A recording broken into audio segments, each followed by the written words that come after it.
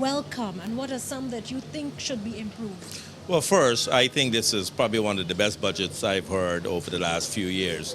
A budget is supposed to create wealth for the population, and by combining some key ingredients such as tax reduction, mortgage interest deduction, increase less property taxes, you then create a broader middle class. And with that broader middle class, then wealth is more created in the country. So very, very impressive. I think politicians and the opposition will have a hard time arguing why this budget is not good.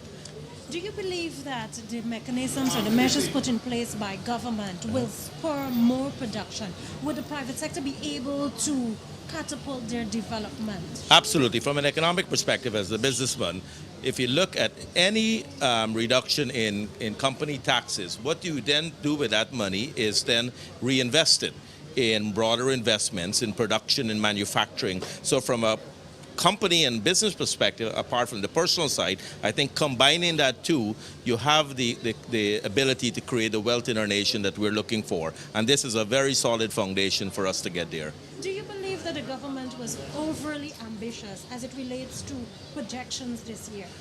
No, I believe it's still a conservative budget, but the fact is that they put in the key ingredients that in the year 2013 we need to create Guyana in much more an emerging economy. As people look around the world, as bigger countries go into economic trouble like Greece and Italy, emerging economies like Guyana become a very critical for foreign investors to look at. So the more ingredients that we put to create a broader middle class, to create our own wealth, creates that incentive that investors start looking at it in a much more positive light. I'm very optimistic that we are on the turning point for a great economy. You've always been critical of the Yes. PPC's government. Yes.